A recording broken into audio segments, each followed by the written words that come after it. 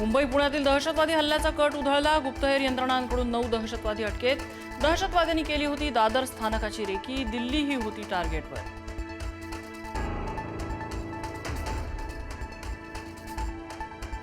मराठा आरक्षणासाठी मनोज जरांगेंचं उन्हात आमरण उपोषण।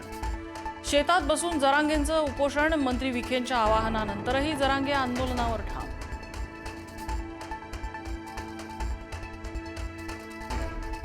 मंत्री राधाकृष्ण विखे पाटील आणि मनोज जरांगे यांच्या ड्राफ्टवर चर्चा। अभ्यासकांशी चर्चा करून निर्णय कळवणार जरांगेंची विखेंना माहिती। अभ्यासकांना अंतर्वालीत येण्याच्या सूचना।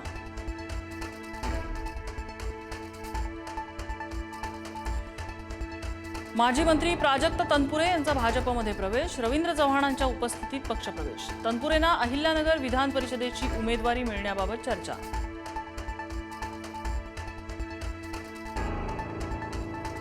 राष्ट्रवादीच्या वरिष्ठ मंत्र्यांना पक्ष निधीसाठी नियमित योगदान देण्याची सूचना। खासदार पार्थ पवार यांनी सूचना दिल्याची माहिती। या भूमिकेवरून राष्ट्रवादीचे ज्येष्ठ मंत्री नाराज असल्याची चर्चा।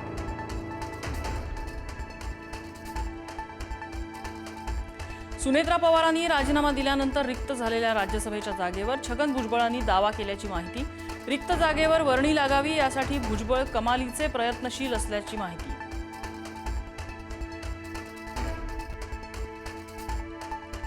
खासदार सुनील तटकरे यांनी उपमुख्यमंत्री एकनाथ शिंदेंची भेट घेतल्याची माहिती। रायगडच्या जागेबाबत बोलणी झाल्याची शक्यता। गोगावलेंनी मदत करावी यासाठी तटकरेंनी शिंदेंकडे साकडं घातल्याची चर्चा।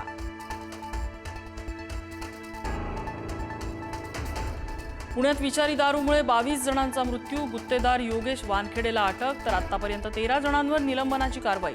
3 निरीक्षक, 6 दुय्यम निरीक्षक आणि 4 कर्मचाऱ्यांचं निलंबन। दारूबंदी असलेल्या गुजरातमध्ये ऑक्सिजन टँकरमधून दारूची तस्करी। पोलीस तपासात महाराष्ट्र कनेक्शन उघड। टँकर चालकाला पोलिसांनी घटनास्थळावरून केली अटक।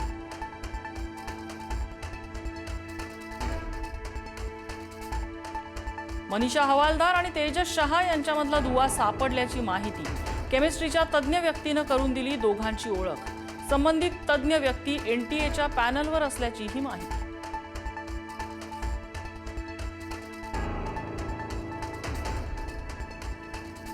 डीके शिवकुमार होणार कर्नाटकचे नवे मुख्यमंत्री। डीके शिवकुमार यांची विधिमंडळ गटनेतेपदी निवड। नव्या मुख्यमंत्र्यांचा शपथविधी 3 जूनला होण्याची शक्यता।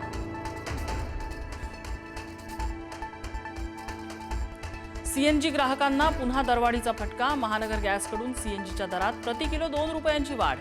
घरगुती पीएनजी सुद्धा 50 पैशांनी महागलं।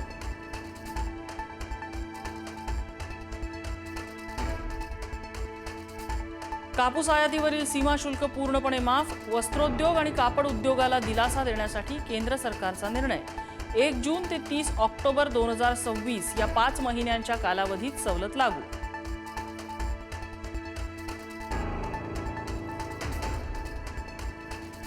केरळ, हरियाणा, चंदीगडमध्ये पावसाच्या सरी। पुढच्या 4 ते 5 दिवसात मान्सून केरळम, तामिळनाडूत येण्याची अनुकूल स्थिती।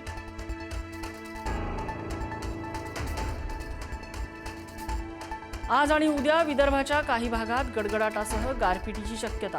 कोकण, मध्य महाराष्ट्र आणि मराठवाड्यात सुद्धा पावसाचा हवामान खात्याचा अंदाज।